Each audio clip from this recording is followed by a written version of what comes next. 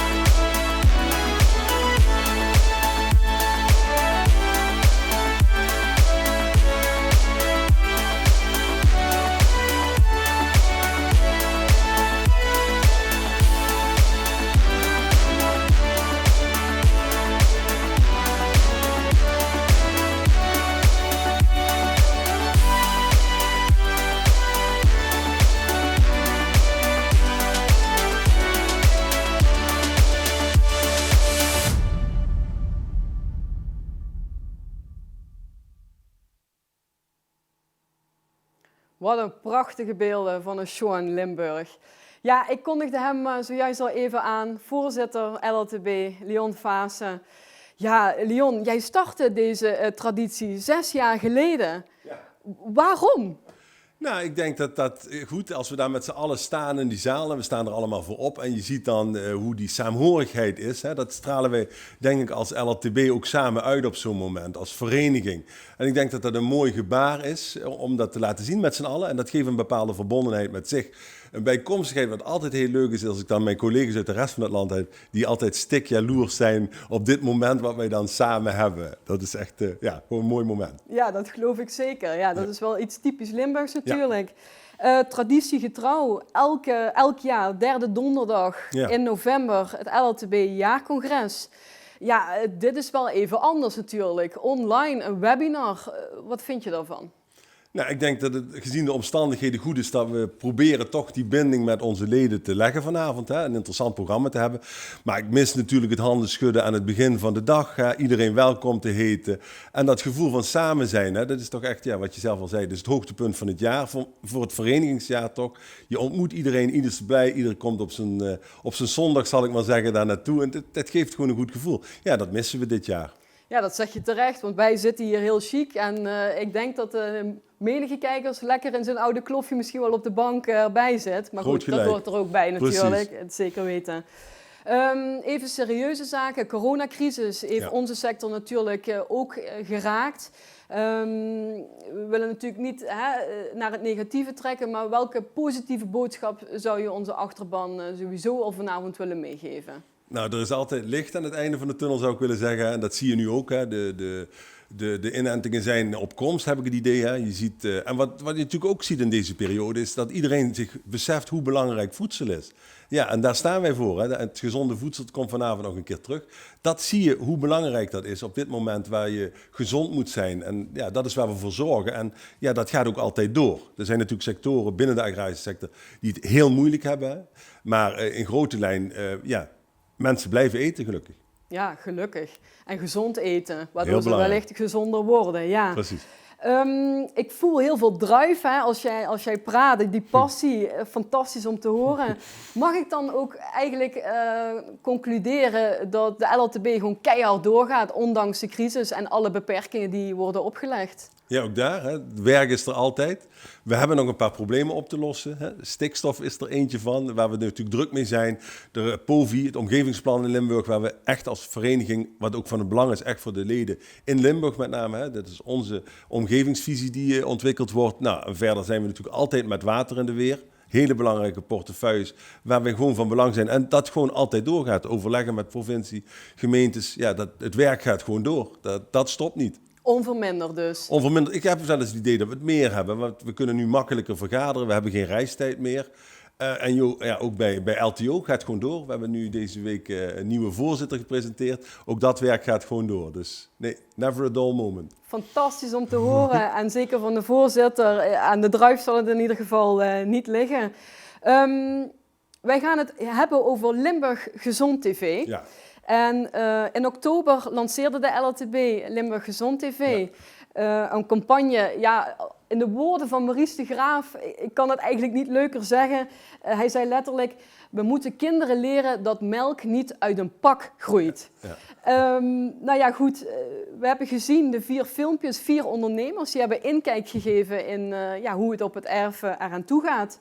En we hebben daar een compilatie van gemaakt. En ik heb het idee, Leon, dat het niet altijd even smooth ging. Maar laten we even gaan kijken hoe dat er dan uitziet. Ja, dat is duidelijk.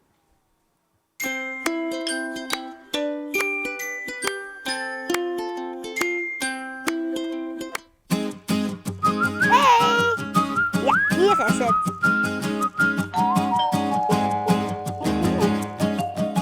Ah, zo. Ik kom smoothie fietsen met een aardbei van Marcel Dings. Mag dat? Dat lijkt me lekker. Ik doe mee. Kom binnen. Gezellig. Zullen we beginnen met fietsen? Nou, wacht nog even. Dit is natuurlijk mijn kans om ook eens even rustig met jou te praten. Hoe vind je het eigenlijk om vlogger te zijn en van die filmpjes allemaal te maken? Nou, ik vind het hartstikke leuk. Het is ook super interessant. Ja, ik doe het ook graag en met plezier naartoe. Dus ik vind het super leuk en kan ik natuurlijk ook oefenen om vragen te stellen. En ik heb er nu ook één voor jou. Oh, We hebben nu vlogs opgenomen voor Limburg Gezond TV. En hoe ging dat nu eigenlijk te werk? nou, hoe ging dat in zijn werk? De LLTB heeft ons benaderd of we met jou die vlogs willen opnemen. Ze hebben daar boeren en telers door heel Limburg voor gebeld van die daarin geïnteresseerd waren. Om hun eigen product, hun eigen omgeving ook eens in beeld te brengen. Met natuurlijk het idee erachter van, als jij het doet, dat ook de jeugd geïnspireerd wordt en ziet hoe wij hier in Limburg ons gezonde voedsel krijgen. En hoe goed al deze boeren en telers in Limburg vooral bezig zijn.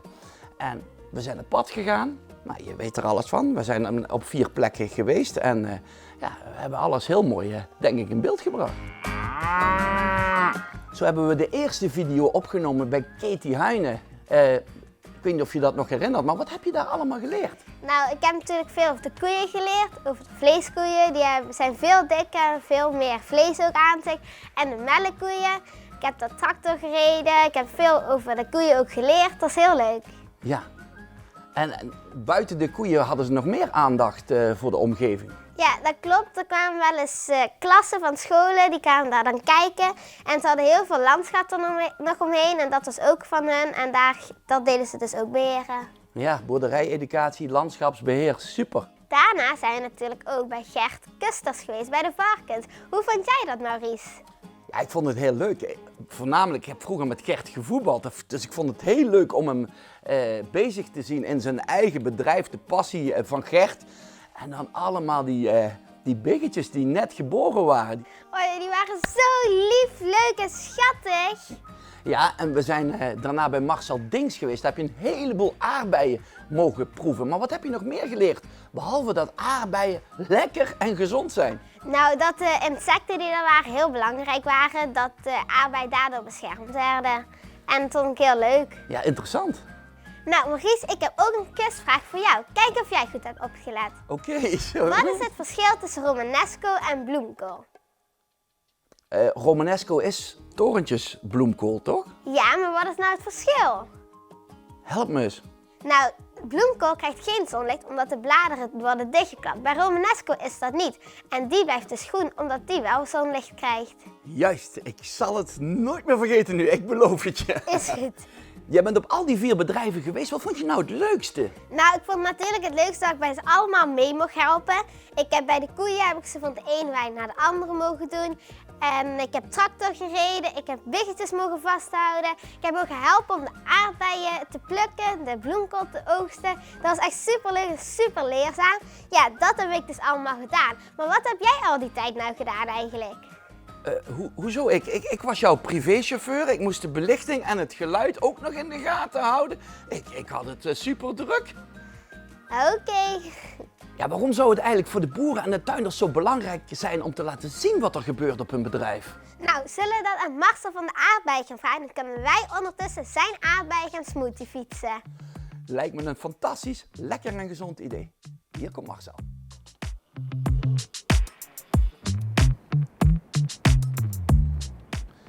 Nou, Soer Maurice, dat is een goede vraag.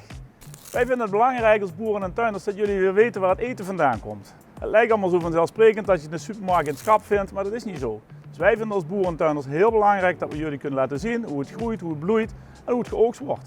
En daar leren jullie waar het vandaan komt. Het is ook hartstikke leuk om zo op deze manier mee te werken aan Limburg Gezond TV. Hartstikke leuk hoe jullie het ook ingevuld hebben. En Soe, ja, je bent echt een toptalent. De vragen die je stelt, de leergierigheid die je eruit spreekt, maar ook hoeveel je er al van weet. Je stelt de juiste vragen, dat staat mij weer aan het denken. En het stimuleert me alleen maar om dit vaker te doen. De kinderen, daar begint het bij, die moeten we vertellen hoe we eten produceren. Ga zo door. Ik heb ook hartstikke leuke reacties gehad op de vlog.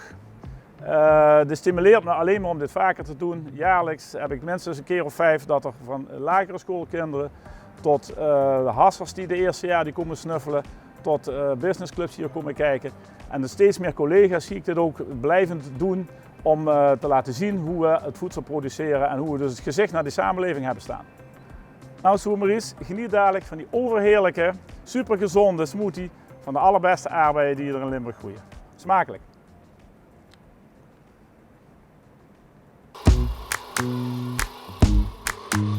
Ja, volgens mij is die klaar. Die van mij is in ieder geval klaar. Nou, ik denk ik ook. Van die heerlijke aardbeien van Marcel hebben we een heerlijke smoothie gemaakt. Die gaan we dadelijk samen opdrinken. Ik heb nog één vraag aan jou.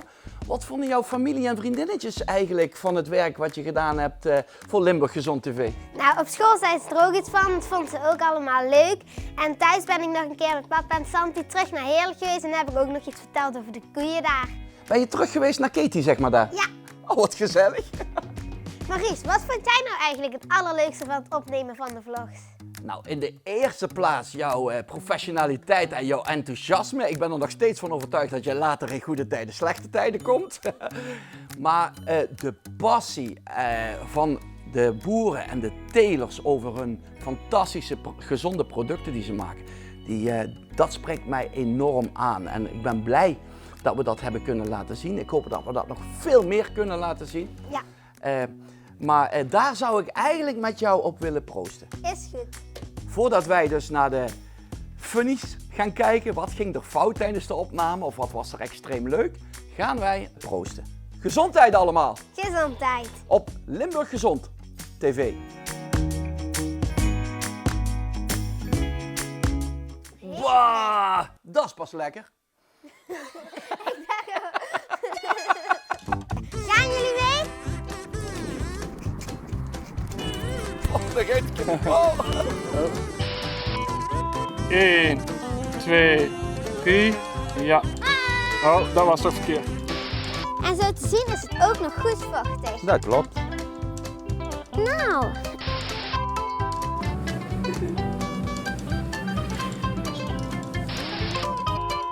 En poepen proberen wij aan te leren dat ze dat allemaal op de wc doen. Maar dat is een beetje lastig. Maar in de winter staan ze op stal. Want in de winter staat er geen gras in de wei. En dan doe nog maar eens. Oh, die zijn poepen. En moet alweer poepen. Wat doe je in de kop? Ja,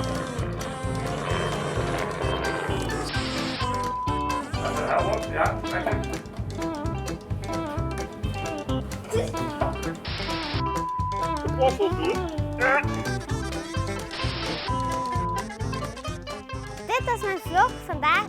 Nee, weer.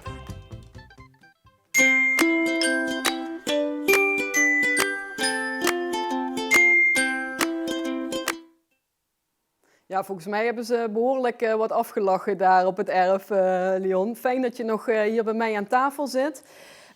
Even wat cijfers, want ja, er zijn 4 video's gelanceerd. Ik heb mij laten vertellen, per video meer dan 20.000 views. Mensen die daarnaar gekeken hebben. Ja, wat zegt zoiets over de zichtbaarheid en de beeldvorming van de boeren en tuinders en het contact ook met de samenleving? Ja. Daar wil ik even met jou op inzoomen. Want waarom startte de LLTB dit initiatief? Nou, laten we beginnen om te zeggen dat het zijn geld waard is geweest, hè, als je kijkt naar het resultaat. En het idee was natuurlijk toch op een hoe zeg je dat, een makkelijke manier de mensen kennis te laten maken van hoe wij de dingen produceren als agrarische sector. En dat ook in een relatie tot water. Je ziet het dan, hoe dat uitgelegd wordt, ook met gewasbeschermingsmiddelen, met beestjes en zo. Dus alles daaromheen wordt ook nog een keer uitgelegd. Dus het gaat niet alleen om het product zelf, wat we produceren, wat gezond is, maar ook hoe het geproduceerd wordt en wat voor moeite we daar ook voor doen. Dus ik denk dat dat een goede link is tussen dat wat wij produceren en de normale consument die een pak melk in de supermarkt ziet staan, maar nu ook begrijpt waar het vandaan komt en hoe het in feite gemaakt wordt. Dus ik denk dat het goed aangeeft en goed weergeeft. Ja, educatief, maar eigenlijk ook voor jong en oud. En zeker met zulke leuke bloopers, ja, daar wil je toch altijd naar kijken. Ja. De effectiviteit van zulke publiekscampagnes, kun je daar iets over vertellen? Nou, wat je ziet is dat het op de manier waarop het uitgelegd wordt, dat het voor iedereen begrijpelijk is. En als je kijkt dat je per filmpje 20.000 views hebt, ja, dan blijkt ook dat daar belangstelling voor is. En dat mensen ook daadwerkelijk geïnteresseerd zijn in dat wat we produceren en de manier waarop we dat doen. Dus alleen maar goed, denk ik. Ja, heel positief. Ja. Mogen we meer video's verwachten? Ik bedoel, dit waren 4 opnames bij 4 ondernemers op het erf. Je ziet een beetje een trend. Hè? Iedereen is aan het zoeken naar manieren om toch zichtbaar te blijven. Ja. Geldt dat ook voor de LLTB? En op welke manier willen we dat dan doen naar de toekomst toe? Nou, wat je ziet in deze tijd zijn we daar ook voor een gedeelte toe gedwongen natuurlijk. We hebben een aantal webinars georganiseerd over onderwerpen, over de POVI, over de stikstof. Dat we onze leden toch op een of andere manier kunnen bereiken. Dat ze ook vragen kunnen stellen. Hetzelfde als vandaag. Hè? Dat je op die manier toch het contact houdt met je leden. En ook de actuele onderwerpen niet wacht tot de coronacrisis voorbij zijn. Want zoals straks al gezegd, die onderwerpen blijven actueel. En de leden willen geïnformeerd worden. En ook dat wat ze vinden kunnen ventileren. En dat wij dat meenemen als belangenbehartiger. Ik denk dat dat heel cruciaal is voor ons, hè, dat we in contact met onze leden blijven op manieren die de tijdsgeest nodig maken. Maar ik denk ook in de toekomst dat echt een manier is waarop we toch bepaalde onderwerpen met elkaar gaan communiceren. 'S'avonds hoeft niemand in de auto te stappen om nog een keer naar een vergadering te gaan of naar een zaal. Je bereikt toch iedereen, zeker als je wat wil vertellen, dan denk ik dat het een ideale manier is. En daar hebben we ook dit jaar al dankbaar gebruik van gemaakt. Zeker. Het is natuurlijk nooit de vervanging voor het echte offline contact. Maar goed, online mogelijkheden zijn er genoeg en daar maken we zeker gebruik van, zoals ook vanavond. Precies. En voordat we naar de kijkersvraag gaan, wil ik jullie, de kijkers thuis, ook oproepen. Via de chat kunnen jullie vragen insturen. Leon is nu nog even hier, dus laat het ons zeker weten. Dan pakken we het misschien nog op. Willen jullie de video's terugkijken van Limburg Gezond TV? Dat kan. Alle 4 zijn te vinden op www.ltb.nl/lgtv. Ik moest even nadenken. We danken in ieder geval Maurice en de nieuwsgierige Sue voor hun toch wel heel erg leuke vlogs. Ja. En ik kondigde al even aan, we hadden wat kijkersvragen, heb ik al gehoord. Dus ik ben eigenlijk heel benieuwd wat er speelt bij de achterban, waar ze mee zitten, welke vragen dat ze hebben. Dus ik wil eigenlijk even naar de kijkersvragen gaan. En misschien, Leon, zit er wel een hele specifieke voor jou bij. We gaan even overschakelen naar het andere scherm. En dan zie ik nu even zwart beeld. En dat, dames en heren, is het leuke van een live webinar. Want Leon, daar spelen we gewoon op in. Ik zie in mijn ooghoek inmiddels al een schermpje. Aha. En ook nog een hele pittige. Leon, ja, die pas ik meteen door naar jou. Ik lees hem even voor ook de kijkers thuis. De Green Deal gaat dit over. Een schrijver zegt, de Green Deal baart mij zorgen. Ik heb een groot veehoudersbedrijf met veel personeel in dienst. Ja, begrijpelijk die zorgen. Hoe moet ik hiermee omgaan, is de vraag. Ja, Leon, ik zei het al. Ik pas deze naar jou. Ja, dat doe je goed. Nou, eerlijk gezegd baart het mij ook zorgen. En heel veel zorgen. Wat daar op ons afkomt, die ideeën die binnen Europa in die Green Deal naar voren gebracht zijn. Daar proberen we natuurlijk met onze lobby, met name in Brussel, op te reageren. Dat is in eerste instantie nu gelukt. Dat er niet geld van wat normaal gesproken aan de boeren toekomt, dat nu verdwijnt naar de Green Deal. Andere klimaatdoelen die daar, die ze hebben, dat het geld wat eigenlijk op het boerenerfgoed daarheen gaat, dat is getackeld. Maar nogmaals, de doelen die daarin gesteld worden, wij vragen ons vaak af, waarop zijn ze gebaseerd? Waarom hebben ze die doelen zo gesteld? En hoe realistisch is dat we die ook gaan halen? Ik heb het gevoel dat daar te weinig rekening gehouden is met ons. Ze hebben ons niet gevraagd. En ook de onderbouwing ontbreekt daar. Dus als ze mij vragen van hoe moet ik daarmee omgaan? Ja, ik denk toch kijken en de belangenbehartigers de rol geven die ze hebben. Om binnen Europa daar onze lobby vol in te zetten. Om te kijken dat we daar tegengas kunnen geven. Om dat toch zo te krijgen dat het ons naar voren helpt. En dat is een beetje waar ik me zorgen over maak. Dat zie je in Nederland ook. Dat we willen dan gaan beperken. Dierenaantallen. Ja, ik zal niet te zeer op de inhoud ingaan. Maar ik zeg, geef mensen de kans om te ondernemen. Met name jonge boeren. Investeer daarin. En dat kan oplossingen brengen. Maar niet op de manier zoals hier alleen maar geknipt gaat worden. Dat kan het doel niet zijn. Nee, helder verhaal. Ik snap die zorgen inderdaad ook. En ik denk dat het ook heel belangrijk is aan de achterban te laten weten dat ze vooral hun zorgen ook met ons moeten blijven delen. Daar zijn wij immers ook voor. Zeker. Dus fijn dat dat in ieder geval gebeurt. Dankjewel in ieder geval voor deze kijkersvraag. En ik zie hier in mijn ooghoek een volgende vraag. Nou Leon, weer voor jou. Dat het jaarcongres niet fysiek kan doorgaan is ontzettend jammer. Ja, dat vinden wij zeker weten ook. Maar toch, dankjewel Leon, gericht aan jou, dat je toch deze traditie overeind houdt. Nou ja, goed, het moet niet de dankjewel aan mij alleen zijn. Hè? Dat doen we met een heel team. Wij zitten hier met z'n tweeën, maar er is natuurlijk een heel team omheen die dit mogelijk gemaakt heeft, die dat voorbereid heeft, dit hele gebeuren. Dus het is altijd iets van de vereniging zelf. En we hebben het met z'n allen mogelijk gemaakt. En ja, ik denk, het moment wat we straks al zeiden, het is goed om toch een moment te nemen om met onze achterban te communiceren op enige manier. Ja, dit was de juiste weg en ik ben blij dat we dat kunnen doen. Maar nogmaals, dit is een team effort, hè? Dit hebben we met z'n allen gedaan. Dus altijd warme woorden, zoiets. Team effort, teamwork, helemaal nee, waar. maar zo is het. Ja, hè? We zijn een vereniging. Zeker. We doen het samen. Het is niet één iemand. Zeker weten. Mooie woorden, Leon. Dat voor nu. Jij komt straks nog terug. We gaan dadelijk eerst over naar de regiovoorzitters. Maar we gaan eerst over naar een ander stukje. En je had het al kunnen zien op het programma, want daar stond op de HAS Hogeschool. Ik ben daar op bezoek geweest bij Mark Pruisers. Hij is sinds september directeur daar. En ja, hij heeft mij meegenomen in zijn visie. En ik denk dat we maar gewoon naar zijn verhaal, filmpje en even ook studenten aan bod laten komen, dat we maar gewoon even moeten gaan kijken.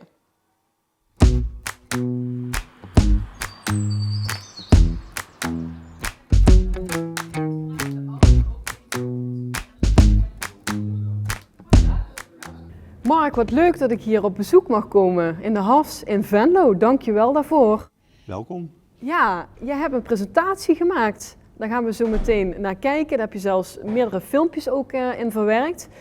Ja, ik denk dat we maar gewoon moeten starten en dat jij ons allemaal meeneemt in wat voor mooie en bijzondere projecten er hier allemaal in Venlo starten en lopen. Ja, dat gaan we zeker doen. Je had me gevraagd naar hoe wij de toekomst van de agrisector zien. En daar heb ik eens over nagedacht en ook met studenten over gehad. En eigenlijk begint de toekomst in het verleden. Maar we weten één ding zeker, de toekomst die gaat anders zijn dan het verleden. Het verleden was vooral gericht op schaalvergroting, volumegroei, misschien ook kostenreductie. En de toekomst gaat anders zijn. En daar willen wij als HAS natuurlijk graag aan bijdragen. Maar ja, hoe die toekomst precies gaat zijn, dat is natuurlijk ook wel weer een moeilijke vraag. Ik denk niet dat er één antwoord is. Ik denk dat er meerdere antwoorden op zijn. En dat is ook wat je ziet als je kijkt naar de projecten van onze studenten. Die werken eigenlijk aan meerdere antwoorden voor de toekomst van de sector. En die doen dat eigenlijk vanuit hun eigen passie. En vanuit hun eigen interesses, vanuit hun eigen visie op de sector. En dat kan heel divers zijn. Ja, want daar ben ik wel benieuwd naar. De blik op de toekomst. Maar wat doen jullie dan eigenlijk allemaal precies hier? Welke projecten zijn er hier? Ja, we hebben hier in Venlo 4 opleidingen. Bedrijfskunde en agribusiness, toegepaste biologie, food innovation en healthy living. En die 4 opleidingen kijken eigenlijk allemaal vanuit een ander perspectief, kijken ze naar onze sector.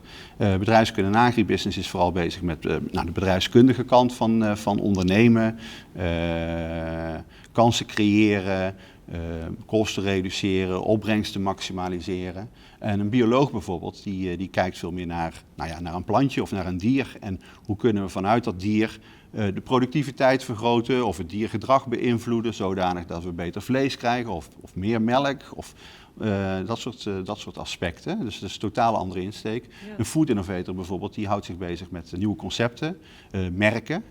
Er wordt veel over nagedacht van, moeten we niet gaan werken met streekproducten en dan met keurmerken? Of moeten we onze producten niet anders branden, zodanig dat consumenten daar meerwaarde van ervaren? Dus iedere student op de HAS vanuit zijn eigen opleiding kiest een ander perspectief. Ja, en volgens mij kan het alle kanten opschieten. Je hebt het al laten zien aan de hand van het plaatje ook, hè? Dus van gezondheid tot echt het ondernemerschap. Als we nou even inzoomen op dat stukje ondernemerschap, kun jij nou een voorbeeld geven van een praktische samenwerking met een ondernemer? Oh, ontzettend veel. Eigenlijk beginnen we daar al mee vanaf de eerste dag van elke opleiding. Hè. Dus jaar 1, dag 1 gaan studenten al werken met ondernemers. Dan zie je dat studenten onderzoek doen. Bijvoorbeeld bij de opleiding Food Innovation gaan ze aan de slag met bedrijven die nieuwe concepten in de markt willen zetten. Zo hebben we bijvoorbeeld met Livar gewerkt. Van, goh, hoe kan Livar is natuurlijk al een merk, een vleesmerk. Hoe kan die zijn assortiment uitbreiden? Op welke manieren kan die nog unieke nieuwe producten in de markt zetten? Maar zo werken we bijvoorbeeld ook met aardappeltelers of we gaan bezig met insecten. Dat is heel erg vernieuwend natuurlijk. Maar ja, dat zijn allerlei verschillende projecten. Vanaf dag 1 tot en met eigenlijk de laatste dag van een opleiding zijn studenten bezig met bedrijven. Werken ze aan echte projecten. Ik ben eigenlijk wel heel benieuwd wat de studenten hier dan allemaal doen. Nou, leuk dat je het vraagt. Ik heb afgelopen week een aantal filmpjes opgenomen en ik wil graag naar een van die filmpjes gaan kijken. Het is een filmpje met Lilian van Rijn.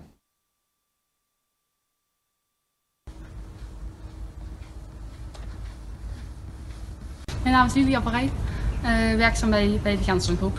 Ik ben vorig jaar maart afgestudeerd aan de HAS in Venlo als toegepast bioloog. Ik ben bij Gensen werkzaam als bedrijfsleider van locatie waar we aardbei en frambozenplanten vermeerderen en tevens onderzoek doen. We doen hier onderzoek om per planttype de meest optimale teeltomstandigheden te creëren. Ik hoop de komende jaren mijn bijdrage te kunnen leveren aan het onderzoek binnen de hele zachtvaardigheidssector.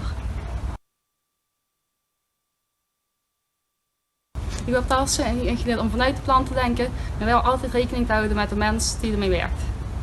HAS Hogeschool, onderzoek, samenwerken, praktijkgericht, vooruitstrevend. Ja, dat was dus Lilian, student toegepaste biologie. En wat ik nou ontzettend gaaf vind aan Lilian is dat zij ook gewoon echt bezig is met die biologische kant van haar vak. En dat ze eigenlijk gewoon continu op zoek is naar al die kleine aanpassingjes in die teelt, van treetjes net iets verder uit elkaar, dichter bij elkaar, andere manier van beregenen,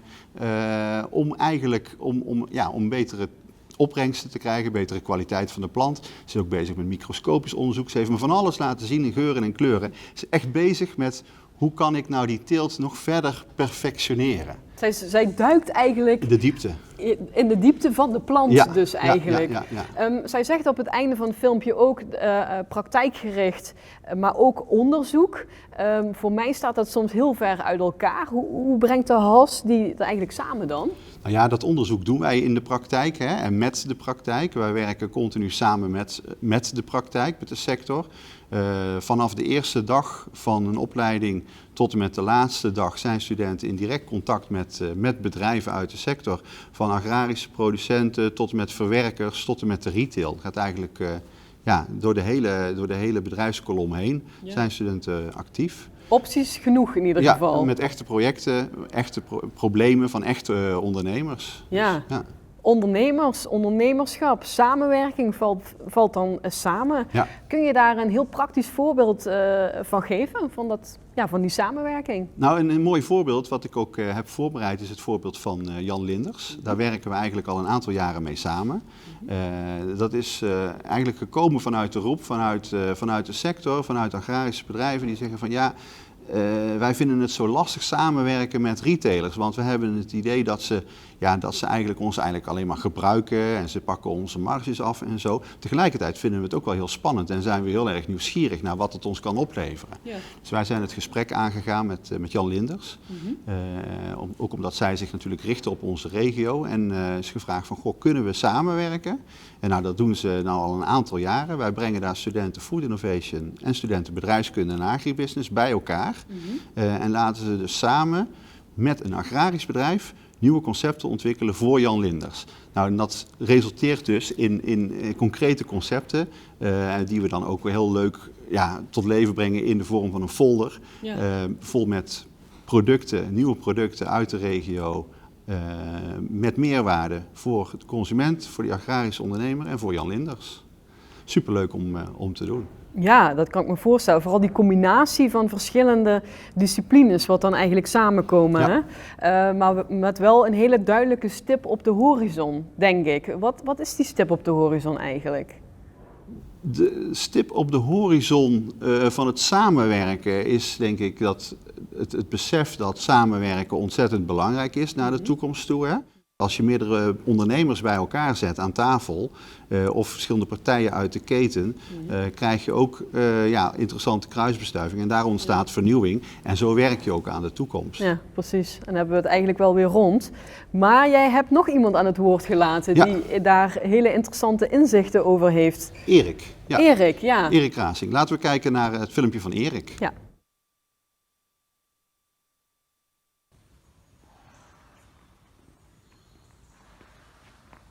Hallo, ik ben Erik Rasing. Vanaf 1 januari 2020 eigenaar van het bedrijf Hasselgroep Plans, waar we nu aanwezig zijn. En onlangs afgestudeerd van de Hasse Hogeschool als bedrijfskunde en agribusiness student.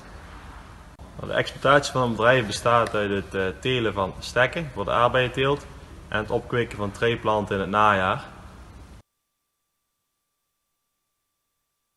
De plannen voor de toekomst zijn allereerst hier een gedegen basis uitbouwen en eigenlijk proberen de exploitatie van de vorige eigenaar door te zetten. Om gezond, goed kwalitatief plantmateriaal te kweken en continuïteit te waarborgen en de vaste klantenkring te waarderen. Verder denk ik dat zijn we op zoek naar ketenintegratie.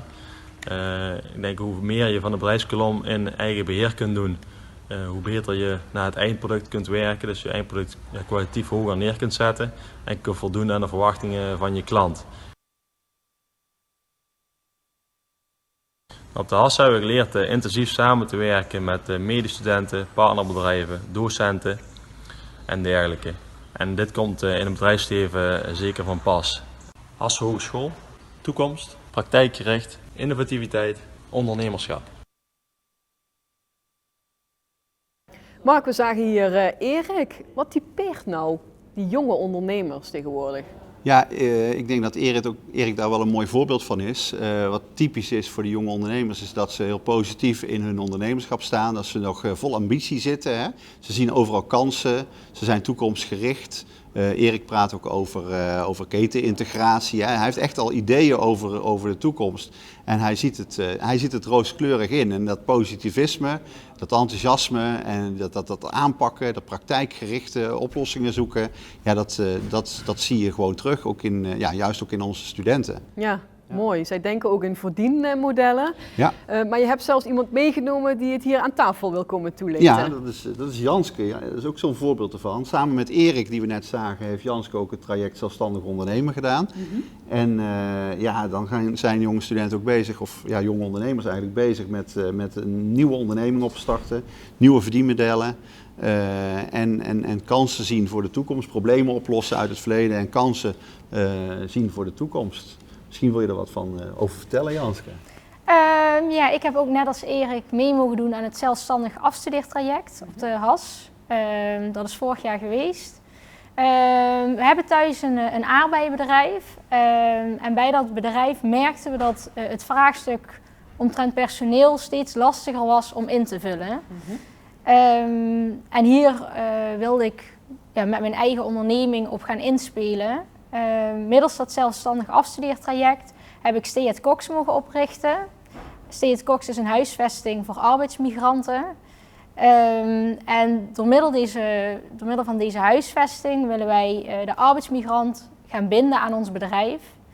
We willen een voorkeurspositie gaan ontwikkelen voor die arbeidsmigrant en zorgen dat er regionale samenwerkingen komen om zo toch het vraagstuk omtrent personeel beter te kunnen in gaan vullen.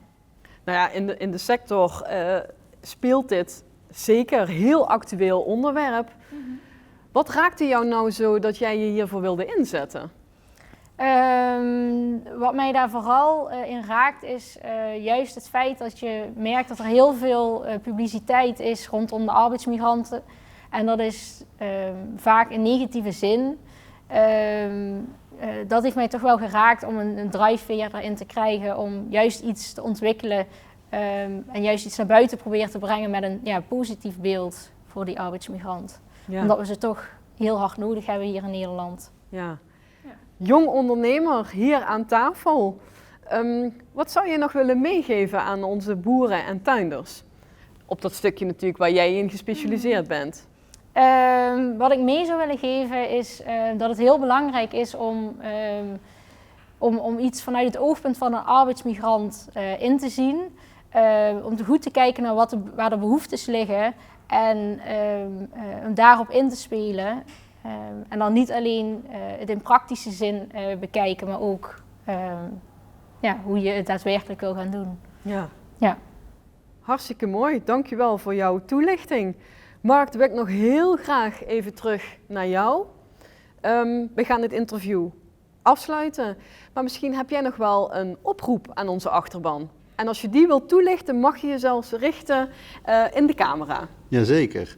Ja, we hadden het net over samenwerken en ik zou eigenlijk iedereen, alle leden van de LLTB, willen oproepen van zoek ons op. Hè. Er gebeuren fantastisch gave dingen op de HAS. En wij zouden het ontzettend gaaf vinden om met jullie samen te werken. Oplossingen te vinden voor problemen, de toekomst samen te creëren met de jonge mensen zoals Janske die de toekomst ook hebben voor onze sector. Dus voel je uitgenodigd en neem contact met ons op en laten we het gesprek aangaan. Nou, heldere en mooie boodschap. Mark, dankjewel voor dit interview. En jij ook, Janske, en heel veel succes met jouw ondernemerschap. Dankjewel.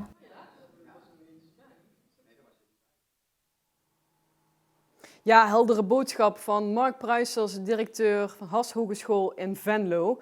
Ja, er zat bomvol zat dit filmpje en ik ga daarover in gesprek met de heren die bij mij hier aan tafel zijn geschoven. En als eerste Pieter Lucassen, voorzitter Regio Noord, Giel van Herten, voorzitter Regio Midden en Jos Brands als laatste op kop, voorzitter van Regio Zuid. Ja, welkom heren. Fijn dat jullie hier vanavond in goede gezondheid ook voor jullie konden aansluiten. Ja, ik wil eigenlijk meteen de inhoud induiken, want ja, dat doen wij toch eigenlijk altijd wel graag. Hè? Gewoon praten over en met de sector. En ja, de directeur Mark Pruisers, die haalde eigenlijk verschillende projecten aan in dit filmpje. En ik ben eigenlijk wel benieuwd welk project of verhaal van de student jullie nou het meeste boeide. Giel, kun jij daar een antwoord op geven? Wat was dat voor jou? Wat triggerde jou? Nou, vooral de arbeidsmigranten die zijn ontzettend belangrijk voor ons als agrariërs en zeker tuinders, fruittelers en noem het maar op. Want anders kunnen we onze oogst helemaal niet meer gedaan krijgen. Je moet ze natuurlijk goed huisvesten, dat zagen we ook in het filmpje. Je moet ze goed belonen, zodat je ze ook voor langere periode aan je kunt binden. En de economie in Limburg drijft ook toch een stuk op deze arbeidsmigranten. Ja. Ja, het is gewoon een ontzettend actueel onderwerp. Hè? Ja, het speelt ook in heel veel gemeentes op dit moment. Hoe gaan we ze huisvesten? Je ziet het nou ook in de corona. Sommige plaatsen is het niet goed geregeld. Maar ik denk dat er bij onze leden op dit moment heel veel geïnvesteerd wordt in huisvesten van arbeidsmigranten. En dat dat ook goed gebeurt. Ja, dan snap ik wel dat zo'n bericht van Janske natuurlijk, of verhaal van Janske wel aanslaat. Ja, je ziet ook hun huisvesting, hoe ze het geregeld hebben. Het ziet er gewoon prachtig uit. Ik ken nog meer leden die dat goed geregeld hebben. En dat is een goede zaak, want je wil ook graag hebben dat ze ieder jaar weer terugkomen, dezelfde mensen. Ik heb dat zelf in mijn eigen bedrijf ook. Ik heb al mensen die hier bijna 10 jaar terugkomen ieder jaar. Maar je moet ze goed huisvesten en goed belonen. Ja, trouw ondernemerschap wordt beloond dus. Ja, zeker weten. Ja. Mark haalde meerdere projecten aan. Voor jullie twee, was er iets bij waarvan je denkt van ja, dat zou ik ook wel eens willen proberen of in huis willen halen? Hij had het bijvoorbeeld over kostenreductie, opbrengsten maximaliseren. Ja, wie wil dat niet? Keurmerken van streekproducten, nieuwe manieren van beregenen. Zijn er dingen waar jullie iets mee kunnen of waar je van zegt van daar zou ik wel meer van willen weten? Ja, als je studenten van de HAS Hogeschool inschakelt, zie je heel vaak, die kijken met een hele andere blik naar je bedrijf. Je zit vast in je eigen stramien en dan ga je dat uitleggen aan zo'n studenten en dan krijg je vragen van die studenten dat je zelf weer aan het denken gaat. En ze zoeken via internet sommige zaken heel diep uit en dan zie je gewoon dat je eigen bedrijf versterkt. Daar kun je gewoon samen mee gaan denken. Dat vind ik heel erg prettig om als je samenwerkt met studenten. Ja, samenwerken met studenten heeft gewoon meerwaarde. Waarde en ook nog eens een keer meerwaarde dus. Ja. Heb je daar een praktisch voorbeeld van? Misschien van jouzelf of misschien iemand in de regio waarvan je weet van ja, dat vind ik wel bijzonder om te benoemen. Nou, we hadden een keer een plant veredeld op ons bedrijf. En toen heeft de economische kant van de hars uitgezocht hoe dat we die eigenlijk het beste in de markt konden zetten. En of we daar een serie van moesten maken. Dat bleek in die markt dus het geval te zijn. En er moest ook een naam aangekoppeld worden. En vervolgens hebben de toegepaste biologie-studenten hebben we die vraag bij de toegepaste biologie neergelegd. En die zijn toen gaan veredelen. En dat heeft meerdere jaren geduurd, ik denk een jaar of 4, 5. En er zijn nu hele mooie planten naar voren gekomen. En de basis daarvan lag eigenlijk bij de Hars Hogeschool in Venlo. Dus wij als ondernemer zijn heel erg blij met de Hars Hogeschool. Maar ik denk dat we als Limburg ook heel erg trots mogen zijn dat we een Hars Hogeschool in Venlo hebben.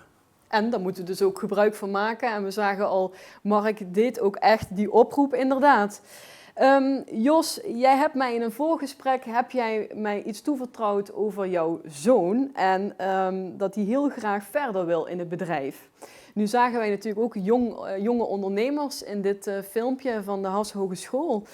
Ja, ik stelde daar al een vraag aan Mark daarover, maar waar hebben jonge ondernemers, denk jij, nou echt behoefte aan? Ja, nou, dan denk ik dat je dat eigenlijk aan de jonge ondernemers moet vragen. Hele goeie. Maar als je het aan mij vraagt, we hebben thuis een melkveebedrijf en een zoon die aangeeft dat hij verder wil met het bedrijf. En daar hebben we het ook eens over gehad, wat heb je nou voor behoefte? En ja, ik zou dan denken aan een goed verdienmodel of dat soort dingen. Maar hij gaf aan, eigenlijk zou ik een groepje mensen om me heen willen hebben waar ik de dingen mee kan bespreken. Dus dat we eigenlijk oplossingen kunnen zoeken voor de problemen die er zijn. En, anders dan wat wij zouden verwachten. Maar ja, dus ook vaak als je jongeren vraagt, waar hebben jullie nou behoefte aan? Of word je niet... afgelopen week was bijvoorbeeld die mevrouw Ouwehand van de Partij van de Dieren op televisie. Mm-hmm. En die zegt daar gewoon met droge ogen, 3/4 van de dieren moet weg. En dan zou ik toch denken, als jongere, daar word je toch moedeloos van. Maar ja, dan is het ook weer apart dat je dan eigenlijk een antwoord krijgt van zo, dan moeten we eigenlijk nog veel beter uitleggen waarom dat wij vinden dat we die dieren hier nodig hebben of het land of dingen. Dus waarom dat we de agrarische sector nodig hebben. En maar bedoel je dan als ouder, dat je als ouder daarin een rol moet spelen of een voorbeeld moet zijn voor de jeugd, voor de jonge ondernemers van de toekomst? Ja, nou, tuurlijk, dat zijn we allemaal. We zijn volgens mij nog maar iets van 60.000 boeren, dus we hebben daar allemaal die voorbeeldfunctie in. Maar natuurlijk ook als standsorganisatie, dat we nog beter moeten uitdragen hoe belangrijk dat we zijn als landbouw. Ja, absoluut. Daar hebben we allemaal onze stempel op te drukken, inderdaad. Hoe zien jullie dat?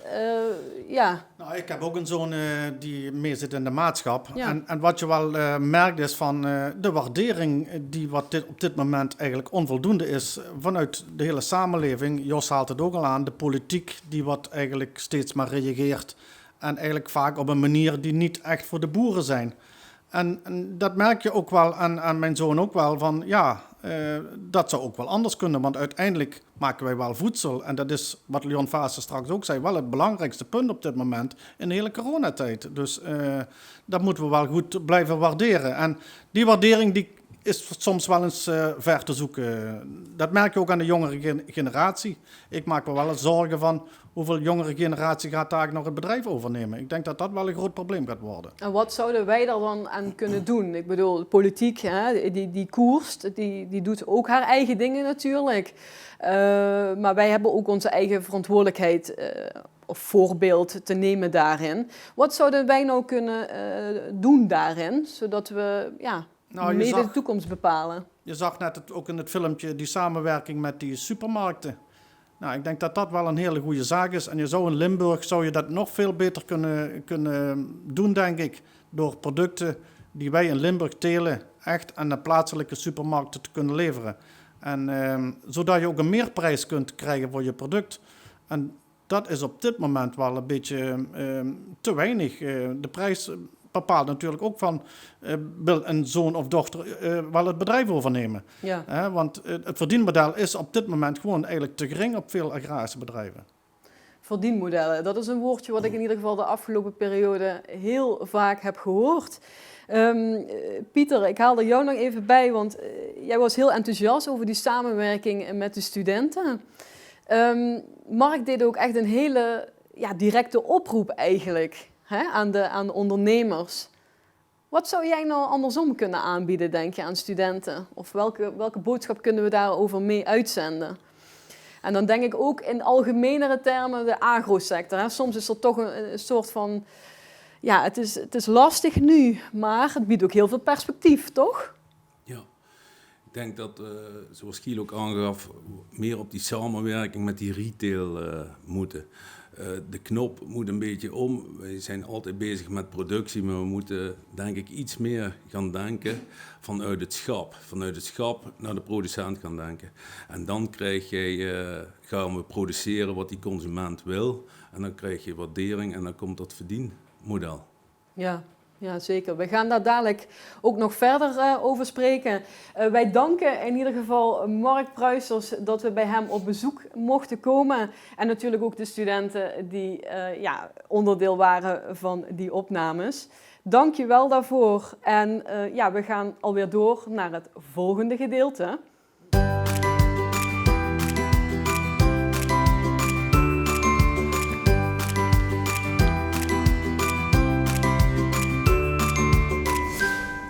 Ja, het volgende gedeelte, dat is Rob de Wijk. Rob de Wijk met zijn strategische visie op de agrosector.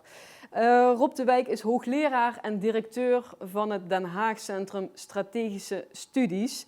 En ja, ik was heel erg benieuwd, hoe ziet hij de toekomst? En is dat nou zo verschillend met de toekomst die Mark zojuist heeft geschetst? En nog meer benieuwd ben ik eigenlijk wat de regiovoorzitters daarvan vinden. We gaan gewoon verder met hun gesprek daarover. Maar we hebben ook opnames van Rob de Wijk die wij eerder opnamen. We hebben 4 fragmenten. Ja, laten we gaan kijken naar het eerste fragment met zeer prikkelende woorden. Veel mensen denken dat Nederland het centrum van de wereld is en dat wij een hele hoop dingen bepalen. Maar daar heb ik echt slecht nieuws voor. Dat is namelijk niet zo. Nee. Wij zijn veel meer aan afgeleiden van wat er in de buitenwereld gebeurt. En hoe je moet aanpassen op wat er in de buitenwereld gebeurt. Dat klinkt wat abstract, maar goed, mijn presentatie ging zo net over de opkomst van China. Dat heeft enorme effecten op een land als Nederland. En dan kun je wel zeggen, ja, maar dat willen we niet. Ja, het zal wel. We hebben niks te willen. Maar je hebt gewoon niks te willen, Ja.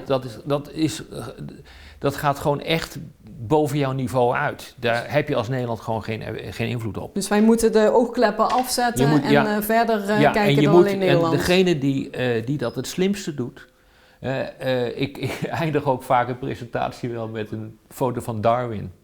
Het gaat om degene die wint, is degene die het meest flexibel is.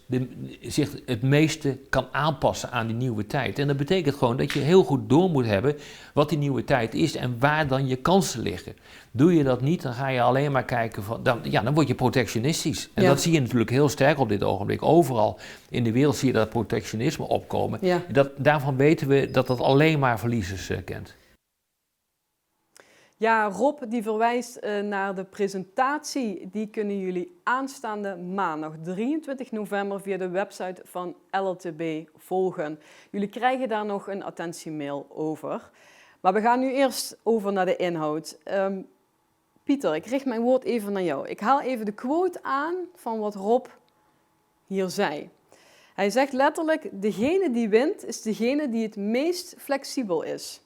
Die zich het meeste kan aanpassen. Je moet kijken naar de nieuwe tijd en bepalen waar de kansen liggen. Wil jij hierop reageren en misschien wel een eigen voorspelling dan doen? Ja, ik vond het op zich een goed verhaal, maar je zag ook meteen de tegenstrijdigheid die we hadden met Mark Pruisers van de Haas Hogeschool. Mark Pruisers zei, we hadden altijd schaalvergroting en meer kosten omlaag. En nu zie je in één keer op de wijk. Maar Mark Pruisers gaan weer terug naar het regionale, zeg maar. We moeten meer regionale. Maar Rob de Wijk geeft nog aan, we moeten veel groter, schaalvergroting, meer. En als ik als regiovoorzitter dan moet zeggen waar het naartoe moet, dat zou ik echt niet kunnen zeggen. Maar Rob de Wijk gaf ook meteen zijn antwoord. Hij refereerde meteen aan de theorie van Darwin. Gij die zich aan kan passen aan zijn omgeving zal overleven. En ik denk dat wij zo flexibel zijn als Nederlandse ondernemer dat we dat kunnen. Wauw, ik kan niet anders zeggen dan dat. Ja, super. Heren, willen jullie daar nog op reageren? Degene die wint is degene die het meest flexibel is. Herkennen jullie dat? Zijn jullie het daarmee eens? Of hebben jullie zoiets van, nou, dit schuurt wel een beetje? Ja, kijk, Rob de Wijk is natuurlijk ook vooral op de export naar China toe. En dat zal dadelijk in het verhaal ook nog naar voren komen. En ja, terwijl wij ook plaatselijk eigenlijk concepten willen plaatsen. En ja, maar Rob zit meer naar het buitenland. Hij zegt van, we moeten wel, dit wat we nou hebben, dat moeten we ook blijven houden. En daar ben ik het helemaal met hem eens. Ja, positie pakken en die ook vasthouden. Ja. Inderdaad, zowel natuurlijk nationaal, maar ook zeker internationaal. Ja, helder. Ja, we hebben nog 3 fragmenten van Rob. Ik stel voor dat we naar het tweede fragment gaan kijken van Rob de Wijk. Het groot probleem vind ik dat er in de politiek wordt gedacht in termen van oplossingen die feitelijk door de sector zelf bedacht moeten worden. Ja.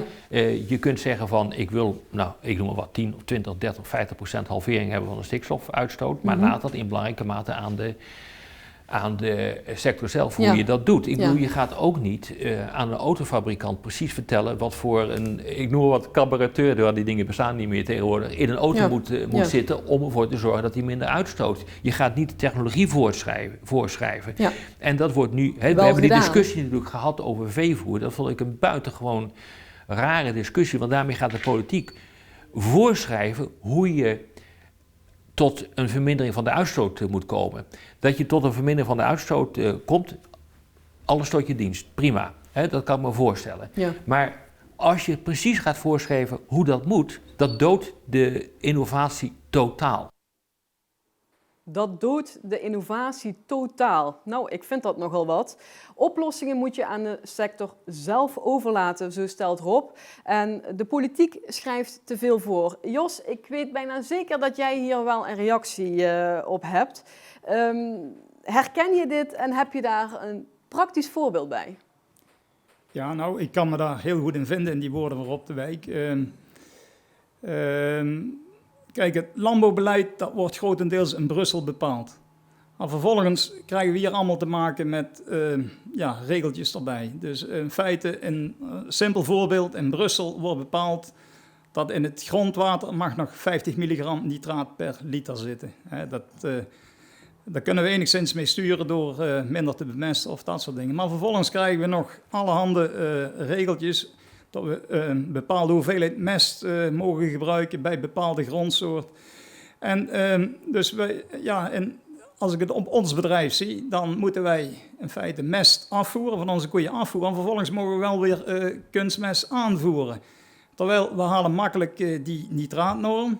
Dus ja, nou het is en niet duurzaam en economisch is dat eigenlijk ook niet uit te leggen. Maar ja, dat zijn de regeltjes die we hier in dit land hebben.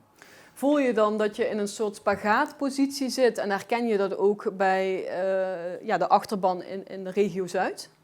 Ja, nou, een spagaat vind ik te veel gezegd, maar ja, het is wel... ik moet eerlijk ook zeggen, ik ben nou volgens mij in 1984, ik ben 36 jaar thuis en ja, ik ben thuis begonnen te krijgen de superheffing, dus we hebben altijd met regeltjes van doen gehad. We zijn er dus zo aan gewend dat we daar, en dan kom ik op het verhaal van Pieter terug, we moeten wel mee veranderen, dus je kunt daar op zich niet in meegaan, maar diegene die daar toch in meebeweegt, dus ondanks die regeltjes, die zal het volhouden. Dus en als je boos wordt en je zegt, ja, ik doe dat niet meer. Ja, goed, een collega bij ons in de buurt is naar het buitenland vertrokken, die was het zat hier. Die wilde groeien en dingen. Ja, in Zuid-Limburg is al heel lastig. Dus ja, dat is dan de keuze. En ja, ik zou toch wel willen hopen dat... ik zou bijna zeggen, die paar boeren die we nog hebben, vooral, ja, ik zit dan zelf voor Zuid-Limburg, ja, dat die in elk geval nog een bedrijf kunnen ondernemen. Ja, een ondernemerschap kunnen voortzetten en eigenlijk liefst met plezier inderdaad. Ik wil even inzoomen op innovaties, hè? Want daar heeft Rob het ook over. Giel, Rob zegt daarover: het tot in detail voorschrijven doodt de innovatie totaal. Ja, ben ik het volledig mee eens. Je kunt wel aan het innoveren blijven, maar het moet wel betaalbaar blijven.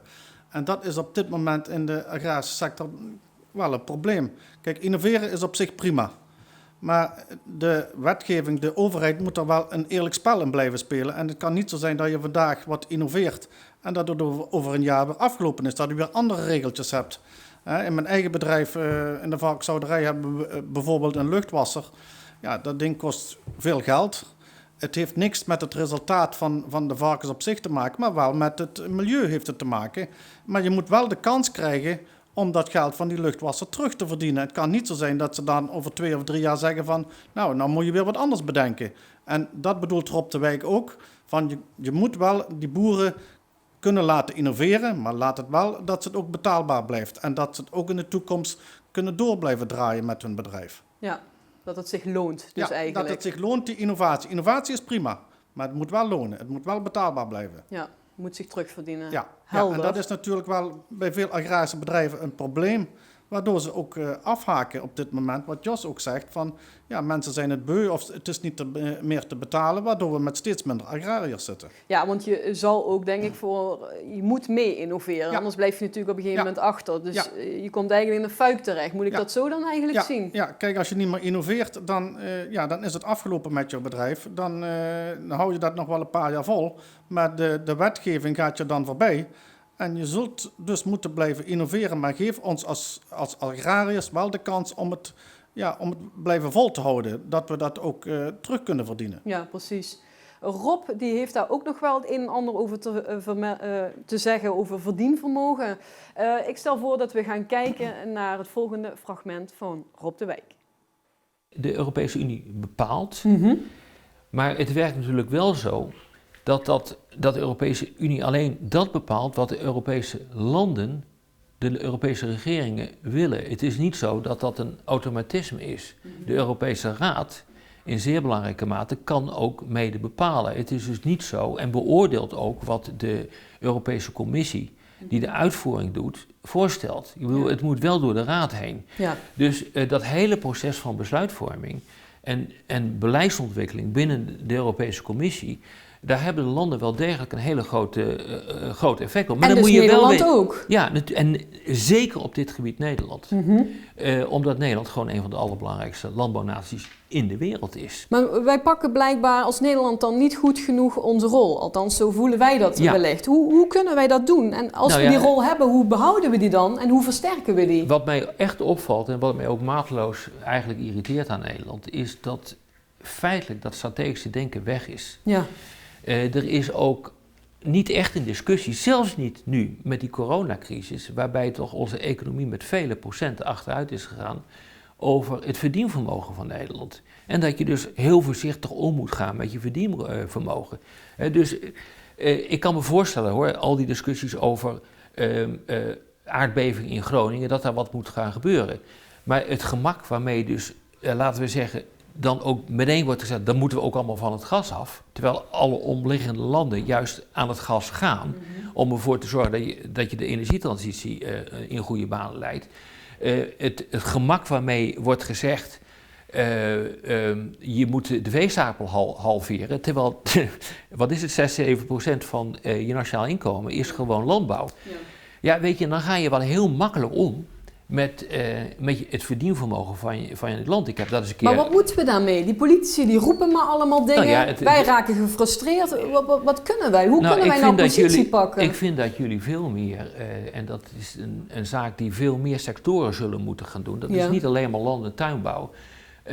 Je zult echt zelf een strategische visie moeten ontwikkelen, waarbij je zegt van ik zet iets naast die hele discussie over bijvoorbeeld het halveren van de veestapel en hoe je CO2-emissies moet reduceren. Ja. Ik zet er een strategische visie tegenover en ik eis van de Nederlandse regering dat ze bijvoorbeeld die landbouwsector gebruiken om een punt te maken in de richting van China. Maar dan moet je dus wel heel duidelijk uiteenzetten hoe dat in elkaar zit. En je moet de lobby organiseren in de richting van de Tweede Kamer. En dus wij moeten inhoud samenbrengen met een sterke lobby ja, want ik vind richting dat de nu, Kamer. anders wordt het defensief. Ik kan niet helemaal beoordelen hoe defensief het is, maar het komt als argeloze burger en de kijker van en de lezer van nieuwsberichten, komt het wel defensief over. Ja, weer rake woorden van Rob de Wijk. Het verdienvermogen, we hadden het er hier net al even over. We moeten voorzichtig omgaan met het verdienvermogen. Giel, ik kom weer even terug bij jou. Jij zal je wel enorm gesteund voelen door zulke woorden. Ja, kijk, de agrarische sector is een hele belangrijke sector in onze economie. Ik geloof dat we iets van 100 miljard exporteren jaarlijks. Dus dat is nogal wat. Niet alleen naar China uiteraard, hè, wat Rob ook aanhaalt, maar ook naar andere landen. China is wel, daar gaat wel veel naartoe op dit moment, want ze vragen gewoon om voedsel. Maar het is niet alleen de landbouw die daar belangrijk is, maar ook alles eromheen. Het is de vrachtwagenchauffeur, de logistiek, de accountant, de boekhouder, noem het allemaal maar op. Dat speelt allemaal rondom die agrarische sector, speelt dat ook een rol. En wordt de agrarische sector kleiner, dan gaat dat ook verdwijnen uit ons land. En ja, dat baart wel zorgen. En ik vraag me dan ook wel eens af of de politiek daar wel rekening mee houdt. Ze hebben dus eigenlijk niet genoeg zicht op hoe belangrijk de sector is en wat er eigenlijk allemaal aanhangt. Ja, dat idee krijg je op dit moment een beetje. We moeten niet alleen negatief zijn natuurlijk. Hè. We willen graag positief willen we zijn. Maar ja, het is wel zo. Er hangt heel veel aan de agrarische sector. Dat is een gegeven. Ja. En dat moet je allemaal eigenlijk in beeld brengen. Dan denk ik dat je toch bij verrassende cijfers komt. Ja, zeker. Goed punt, ook van jou, Giel. Jos, even aan jou een volgende vraag. In dit fragment geeft Rob aan dat we een strategische visie moeten opstellen als alternatief eigenlijk voor de huidige discussies kan ik misschien beter zeggen. Om op die manier iets naast het huidige beleid te kunnen zetten. Nou, duidelijke woorden. Maar hij zegt daar ook bij dat het anders misschien defensief op de gewone burger die het nieuws volgt kan overkomen. Hoe zie jij dat? Ja, nou, het klinkt heel logisch wat Rob de Wijk zegt. Ik denk dat we het daar allemaal over eens zijn. Maar er komt er eigenlijk ook weer meteen een maar achteraan. Want als wij een visie willen maken als de BV Landbouw Nederland, met die 60.000 of 70.000 boeren, ondernemers die we op het ogenblik nog hebben, dan hebben we verschillende sectoren waar het lastig is om op één lijn te komen. We hebben over de sectoren heen moet je toch met dezelfde standpunten kunnen komen. Dus dat is niet gemakkelijk. Het is wel heel goed om de zaken scherp te krijgen. En dat is ook de reden geweest dat wij verleden jaar met ons regiobestuur aan een visie hebben gewerkt. We hebben het uiteindelijk een weerspiegeling genoemd. Een visie ging misschien net te ver. Dus verwoord in dit mooie boekje. Moderne landbouw in een kleinschalig landschap. Het staat ook op de website. En dus we hebben zelf wel een visie. We hebben ook een doorkijk gemaakt. Maar dan komen we bijvoorbeeld bij gemeenteoverleg. En dan komen die weer, dan heb je in Zuid-Limburg heb je het middengebied. Er zijn 9 plattelandsgemeenten. Dan hebben die weer een eigen visie. Daar komt een zekere professor Soeta aan het woord. En dat staat dan toch weer vaak haaks op die dingen zoals wij het zien. Dus dat is toch weer lastig. Nou, de POVI, de Provinciaal Omgevingsplan. Ja, daar staan toch hele andere dingen in die wij in onze visie hebben. En ja, dat is dus wel de kunst. Hoe kunnen we dat dan bij elkaar gaan brengen? En hoe pikken ze iets op van onze visie? Ja, dus jij bent wel in voor een workshop polderen hier in het zuiden? Ja, nou, ja, inderdaad. Maar ik weet ook hoe lastig dat het is om...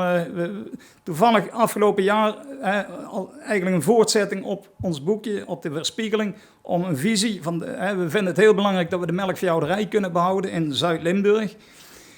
Ja, dan merk je gewoon, en dan zitten we dus ook met een aantal melkveehouders bij elkaar, hoe lastig dat het is om voor een visie te gaan, om op dezelfde lijn te komen, wat is het toekomstbeeld? En we hebben het helemaal niet meer over bedrijven van 400 of 500 koeien, gewoon modale bedrijven, maar dat die ook nog kansen hebben, nou ook met die hele stikstofproblematiek, dat die ook in Zuid-Limburg kunnen blijven. Dus eigenlijk zeg je, een visie opstellen, dat kan ook nuttig zijn, maar het is een lastig proces om tot een visie überhaupt te kunnen komen. En het effect daarvan heb je wat vraagtekens bij. Ja, nou, ik denk dat het goed verwoord. Het is heel nuttig, maar het is ook heel lastig. Ja. Maar het is wel je kunt ook zeggen een uitdaging. En toevallig hebben wij met de ledenraad van de LTB hebben we afgelopen dinsdag kennis gemaakt met de nieuwe voorzitter van LTO. En die heb ik ook de vraag voorgelegd van, we zouden naar een visie moeten van LTO. En ja, nou, ik heb wel een goed gevoel erbij dat hij dat gaat oppakken. Gelukkig. In ieder geval positief bericht daarover. Visies, het belang ervan, dat is in ieder geval wel duidelijk. Wat laatste prikkelende woorden, dan toch nog als afsluiter van Rob de Wijk. We gaan kijken naar zijn laatste fragment. Maar stel, wij hebben genoeg boeren hier in het zuiden die zich hard willen maken voor innovaties, die daarin investeren. En die worden dadelijk weer geconfronteerd. Tweede Kamerverkiezingen komen eraan. En ze gooien het beleid gewoon weer om. Het was na 3-4 jaar wel weer... Daar word je helemaal gek van. Nou, daar word je inderdaad knettergek van. En daar worden we ook gefrustreerd van. Ja. Hoe moeten wij daar mee omgaan? Want we investeren en het wordt eigenlijk weer allemaal onder de voeten uitgehaald. Door een aansprekend verhaal te hebben. Okay. Door gewoon helder te maken wat de problemen zijn. Mm-hmm. Je kunt de straat op gaan, dat is natuurlijk wat we maar de straat op gaan is op zich geen oplossing, is geen alternatief. Je moet volstrekt helder maken wat de alternatieven zijn. A, wat de consequenties zijn van het beleid. Ja. Wat dat betekent voor de omvang van de sector, voor de innovatieve kracht van de sector. Wat dat betekent voor je exporten. Wat dat betekent voor je aandeel van de sector in het BBP van een land. En je moet, vind ik, een strategische visie hebben van waar je gaat inzetten en waarom het onverstandig is om een aantal dingen te doen. Je moet helder maken wat de problemen zijn. Ja, Giel, welk probleem hebben we eigenlijk?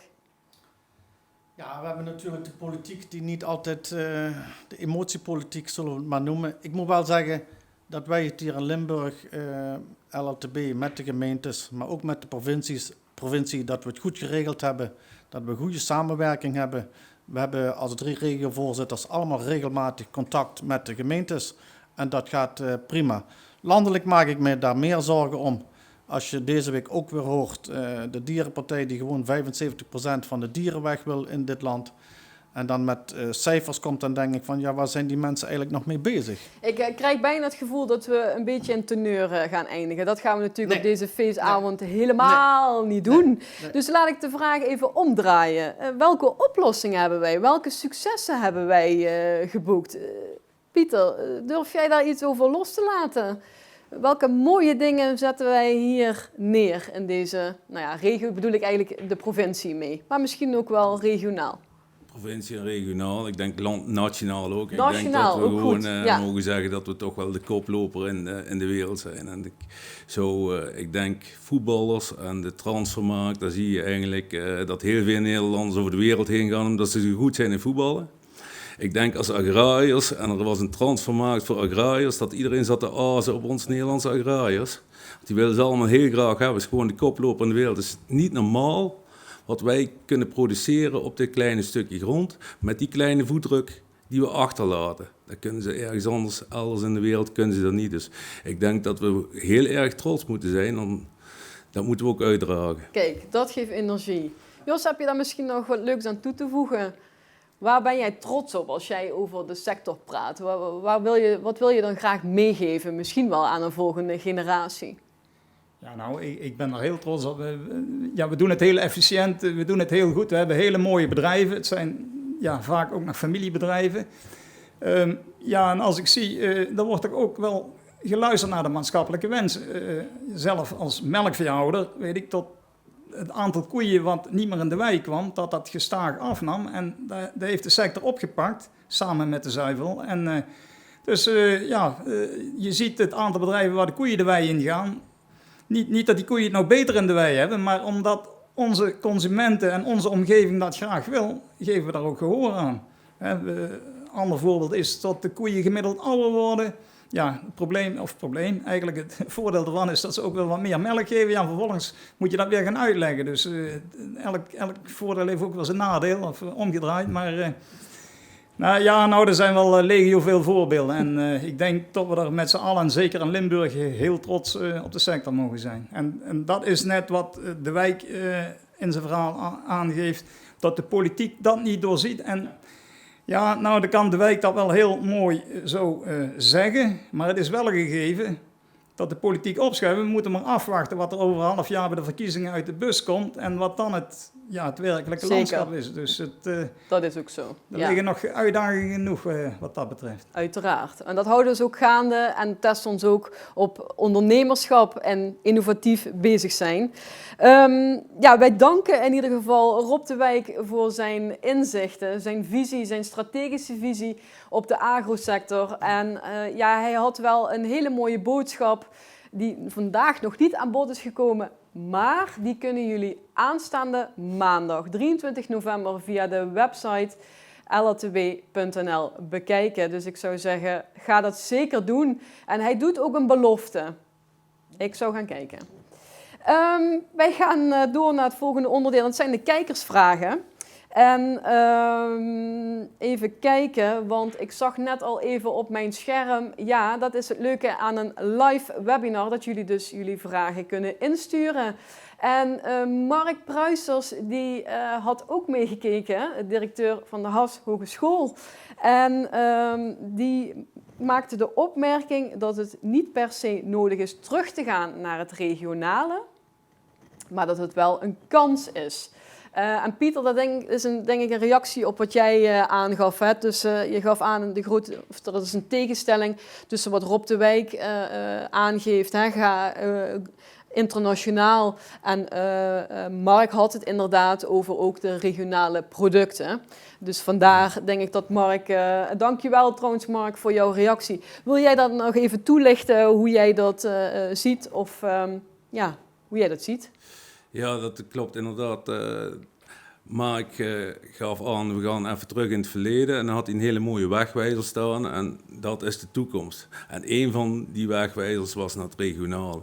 En ik zie dat ook vanuit het Haagse. We willen al langer meer natuur inclusief en regionaal. En er wordt ook geld voor vrijgemaakt. Dus ik denk zeker dat er wel een markt voor is. Maar ik heb niet bedoeld om te zeggen dat we alleen nog maar regionaal gaan. Maar ik heb ook gezegd, we gaan produceren wat de consument in het schap vraagt. En als die consument China is, dan zullen we daarvoor aan de gang gaan. En als het regionaal is, dan zullen we daarvoor aan de gang gaan. Dus het is eigenlijk een en-en verhaal, geen of. Die theorie van Darwin, hè? Wat u vraagt, wij draaien. Daar komt het eigenlijk op neer. En als we dat kunnen gaan doen, maar wij gaan niet draaien, en dan moet de consument dat vervolgens maar vragen. Zo werkt het niet. We spelen in op de kansen die er in ieder geval liggen. Ja, en het is heel erg mooi om te zien waar dat naartoe gaat, om dat te volgen. Ik ben echt benieuwd wat er gaat gebeuren. Ik denk wij allemaal met jou, Pieter. Heren, dank jullie wel voor jullie inzichten. Heel erg fijn dat jullie vanavond hier aanwezig waren. En we gaan alweer door naar het volgende gedeelte.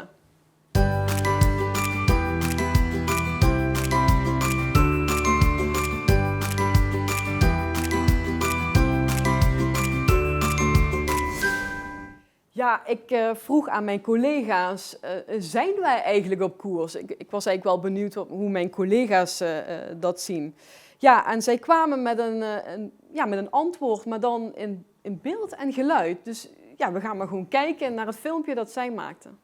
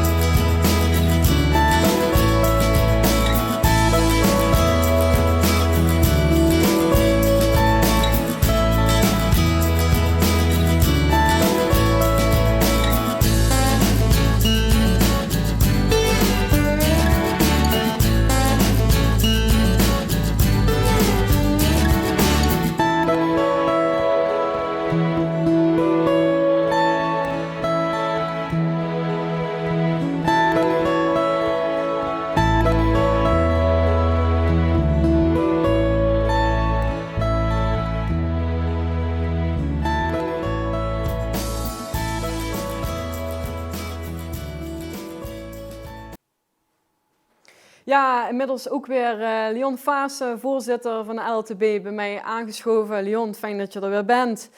Als ik naar deze beelden kijk, dan lijkt het of er ook echt ontzettend veel door de LLTB georganiseerd en gedaan wordt. Maar volgens mij is er ook nog wel veel werk in de winkel. Ja, zoals je straks zag, hè, op de wijk die het verhaal hield en de reactie daar van onze regiovoorzitters op en de gemotiveerdheid, ook de problemen aanduiden die we met z'n allen toch tegen moet komen. Je kunt dan wel altijd zeggen, het is een uitdaging, maar het moet wel gebeuren. En ik denk dat wij daar als LLTB, en dat werd straks ook al gezegd, echt een rol hebben en ook een opgave. Je ziet dat het van belang is dat we als vereniging voor de belangen van die boeren en die tuinders hier in de regio staan, maar ook als LTO in Nederland en als COPA in Europa, want daar ligt nog wel een taak. Dus er is voorlopig in elk geval nog werk genoeg voor ons als belangenbehartiging. Dat mag duidelijk zijn. We gaan gewoon weer de boer op, om het zo maar even te zeggen. 100%, daar staan we voor. In de afgelopen maanden voelde ik heel veel betrokkenheid van Noord, Midden, Zuid. Ja, en zeker als ik dan kijk naar deze beelden. Ik ervaar dan toch wel een gevoel van trots. Hoe kijk jij daarnaar? Ja, als je die beelden van een jaar achter elkaar ziet staan, denk je, er is toch veel gebeurd in een jaar. Hè? Ondanks de corona die we gehad hebben, is het werk gewoon doorgegaan. Maar je ziet ook beelden zo, wat me goed doet als je ziet zo'n gouverneur die dan de moeite neemt om naar die bedrijven te komen, naar de mensen te luisteren. Dat is dan een beeld wat me dan weer terugschiet en denk van die verbondenheid met die politiek die we hebben in die provincie, dat is gewoon goed. We zitten in de haarvaten van de samenleving als LLTB. Dat zie je terug. We worden ook zo gewaardeerd als vereniging. En dat is mooi om terug te zien. Ook de relatie met onze Belgische Boerenbond, die je ziet, landelijke politici die op bezoek komen. Ja, we doen ertoe en dat is mooi om terug te zien. Wat we dan met z'n allen, nogmaals, laat dat duidelijk zijn, met z'n allen mogelijk gemaakt hebben in 1 jaar. Ja, en ook een stukje waardering ook in de samenleving. Hè? Want daar zie je natuurlijk ook wel positieve cijfers. We hebben het in Nieuwe Oogst kunnen lezen. Ja. Gelukkig ook. Jij begint er al bij te lachen. Ik werd daar ook heel blij van. Wat blijft dan bij jou hangen als je dat soort berichten leest? Nou ja, goed, er werd net aangegeven, ook bij de regiovoorzitters, dat hun kinderen of hun zonen hier zeiden ook, die waardering voor die boer. Ik denk ook wel soms dat wij er te zeer op gefocust zijn, dat wat we lezen en wat over ons gezegd wordt. Maar ik denk in het einde dat die mensen die onze producten kopen, waarderen ons als boeren en tuinders. Zeker hier in Limburg. Dus misschien moeten we daar wat meer naar de positieve kant kijken als de negatieve er ook zeker zijn. Maar ik denk in het algemeen worden we gewoon gewaardeerd als boeren en tuinders. En terecht, laat dat duidelijk zijn. Ja, absoluut. Ja, we hebben heel veel over visie gesproken deze avond via Mark Pruisers en Rob de Wijk. 2020, we zijn bijna op een einde gekomen. 2021 komt eraan. Ja. Wil jij een blik op de toekomst werpen? Een blik op de toekomst. Wat zie je dan? Nou, ik zie toch wel ergens een oplossing voor het hele corona-probleem wat we nu hebben. Dat kan niet anders dan dat we gaan oplossen. Dat hebben we in het verleden ook opgelost met pandemieën. En wat ik natuurlijk in de nabije toekomst in 2021 zie, is ons 125-jarig jubileum wat we gaan vieren in de derde weekend van september. Ja, ik denk tegen die tijd moeten we coronavrij zijn, of in elk geval zover dat we dat kunnen gaan vieren. Daar kijk ik natuurlijk naar uit. We gaan een nieuwe regering krijgen. Spannende tijd. Daar ligt ook een opdracht voor ons als belangenbehartiger om daar goed te kijken dat we toch die politieke partijen meekrijgen. Zo net ook al, we zijn een deel van de oplossing. Dat moet meer tussen de oren bij de politiek. Dingen met ons samen doen. Ja. Niet dingen knippen, zoals ik in het begin al zei. Met ons samen kijken hoe we tot oplossingen kunnen komen. En die hebben wij als Nederlandse boeren en tuinders. Dus dat zie ik volgend jaar ook gebeuren. En daar ligt ook echt een uitdaging om die politiek daarin mee te krijgen. Nieuwe regering. Dus dat wordt spannend. Nieuwe minister van Landbouw of minister, we gaan het zien. Dus dat zijn spannende dingen die het volgend jaar op de rit staan. En die gaan we zien. Maar normaal gesproken is bij mij het glas altijd half vol. Dus ik zie altijd een uitdaging. En ik denk nogmaals dat we veel te bieden hebben. En dat de meerderheid van de bevolking dat ook ziet. En dat we dat ook terug gaan zien. Je klinkt heel hoopvol en dat is fijn als de voorzitter dat uitstraalt. Dus dank je wel alleen al daarvoor. Ja. We gaan de kerst tegemoet. Hoe ga jij het invullen en wat wens je misschien onze achterban alvast toe? Nou, ik denk dat we met z'n allen wel thuis gaan zijn dit jaar. We gaan genieten van die mooie, gezonde producten die wij produceren. Schot voor open doel natuurlijk. Daar gaan we met z'n allen van genieten. En ik denk in de huiselijke omgeving die we dat dit jaar zullen moeten gaan doen. Want ik zie die oplossing nog niet voor het nieuwe jaar komen. Dus ik denk, en ik wens dan ook iedereen natuurlijk een mooie kerst. Samen met familie. genietend van een mooie maaltijd waar wij als boerentuinders voor gezorgd hebben. Ik denk, en een moment van reflectie over het afgelopen jaar, hè, hoe we dat toch met z'n allen zeg maar, voor elkaar hebben gekregen. Ook een stukje discipline, andere manier van leven die we het afgelopen jaar gehad. Maar je ziet, we zijn flexibel en op de wijk zei het, hè, die flexibel zijn, die overleven, dus dat gaat het worden. Ja, daar kan ik eigenlijk nog 2, want je neemt 1 wijze les die ik in ieder geval mee heb genomen, benoem je hier al, Leon. Ik wil daar nog 2 dingen aan toevoegen. En dat zijn de woorden, de toekomst begint in het verleden. Ja, daar mag je wel eens over nadenken. En de toekomst kent ook vele richtingen. En ik ga hem toch nog 1 keer herhalen. Maar degene die wint, is degene die het meest flexibel is. De avond zit erop, het jaarcongres, het LLTB-jaarcongres 2020 zit erop. We bedanken natuurlijk PJP Studio voor deze live webinar. En natuurlijk ook Sue en Maurice voor hun enthousiasme voor Limburg Gezond TV. Mark Pruijs als Hals Hogeschool en Rob de Wijk natuurlijk ook. Maar ook de collega's, alle collega's van, ik zie Leon ook knikken, ja zeker. Alle collega's die achter de schermen keihard hebben gewerkt om dit vanavond hier neer te zetten. Ja, ik kan niet anders zeggen. En dank aan jou, Petra, voor dit aangename gesprek met iedereen. Je hebt het mogelijk gemaakt, je hebt het goed aan elkaar. Je enthousiasme werkte aanstekelijk. Ook jij, dank daarvoor. En ook al de anderen die daaraan meegewerkt hebben. Heel Dankjewel. fijn, dankjewel Leon. En ik wens jullie een fijne avond en tot de volgende keer.